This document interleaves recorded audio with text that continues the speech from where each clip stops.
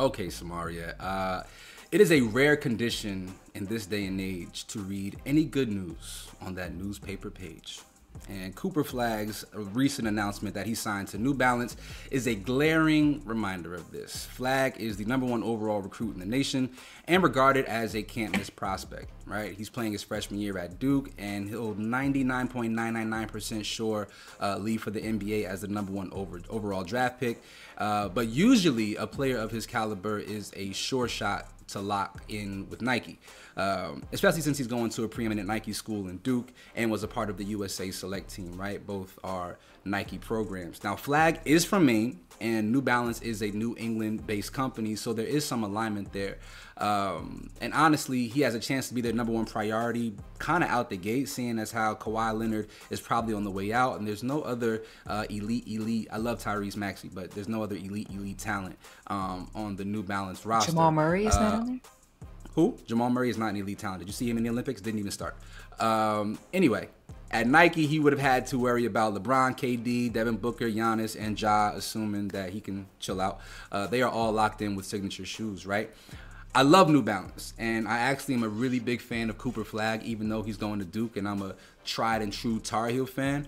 But something about this announcement felt odd, we'll just call it. And I'm really hoping that Cooper and his team are mindful of the state of the country and don't let any entity use them to create a divide in our country. Now, in his announcement, in his rollout, in this commercial, the intelligent choice was used. And the intelligent choice is a slogan New Balance has used in the past. It's a tip of the hat to the brand being more about brain than brawn. Aside from DC, New Balance has been a choice of smart comfort, especially since you could regularly find Steve Jobs in a pair. But the smart choice is a solid slogan until you attach it to a white athlete in a predominantly black sport, and it can come off as somewhat of a dog whistling. You know the language that gets used for white athletes. White players are referred to as tactical and strategic, and black players are athletic and powerful. The white athlete uses his brain, while the black athlete relies on his genes to be great. All that old tired bullshit. Now, I hope that Cooper, his team, and New Balance have no ill intent with this campaign, but it is imperative that we are cognizant of our copy. Y'all remember that Coolest Monkey in the Jungle hoodie that H&M put out? It was bad copy. Cooper Flagg is an elite special talent, and he will have a phenomenal NBA career. I truly believe that in my heart. But he's going to have to decide what he wants his brand to be about, and I'm really hoping that he makes the intelligent choice. Those are my thoughts on Cooper Flagg's commercial with New Balance. Samaria, what are yours? Lot there. I did not know we was going deep there. Because I was like, I like New Balance. What happened? I love New Balance. I can see where you're coming from. But I'm just hoping that his team was just like, it's a smart choice to wear New Balance. I don't know, because when I feel like they have a good lineup of athletes across all sports. Because you got Coco, you got Cameron Brink, you have Shohei Ohtani.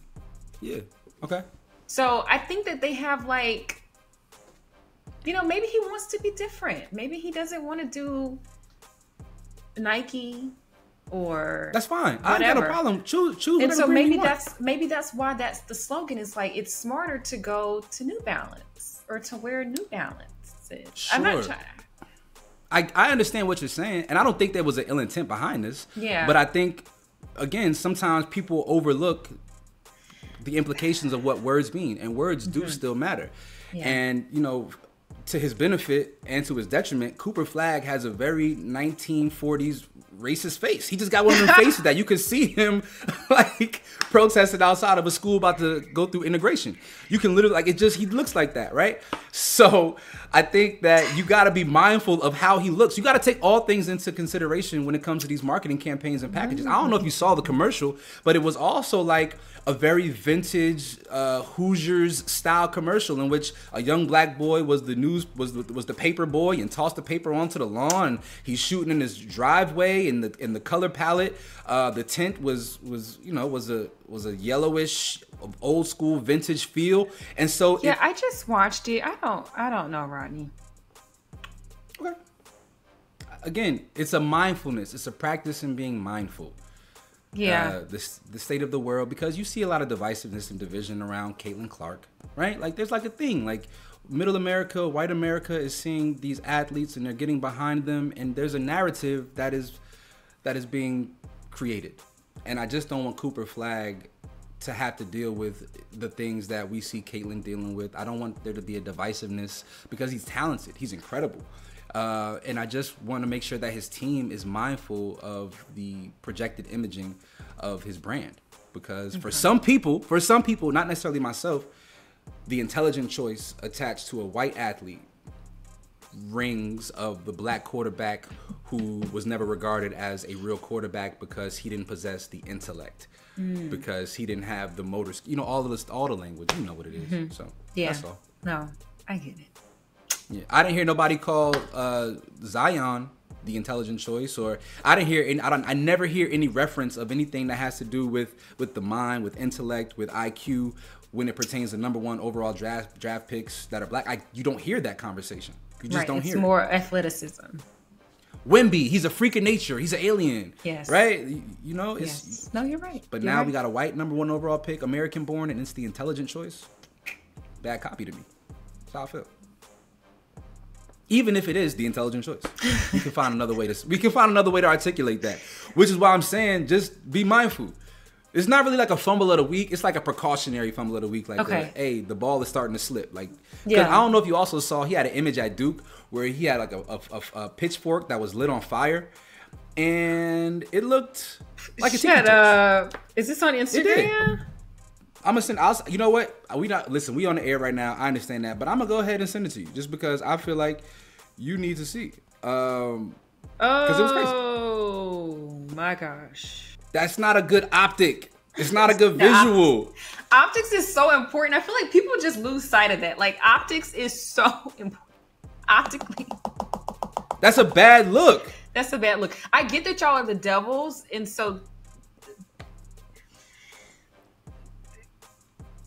Y'all are still in North Carolina. It's giving clan. Again, I don't think this is him, but his team is either dog whistling and trying to stir up a bit of controversy, and maybe calling on people who may be in alignment with holding tiki torches to pay attention to this prominent white athlete dominating these black men in this sport, because he is dominant and he talks on the court. Like he ain't no slouch. But a white kid from Maine, it's, not a fumble of the week, but it's just like the ball is a little loose in there. You might want to clamp down a little bit tighter. You all let us know your thoughts on Cooper Flagg's New Balance announcement. Am I reaching in saying that calling him the intelligent choice is bad copy, or is this ad perfectly fine? Y'all let us know your thoughts in the comment section.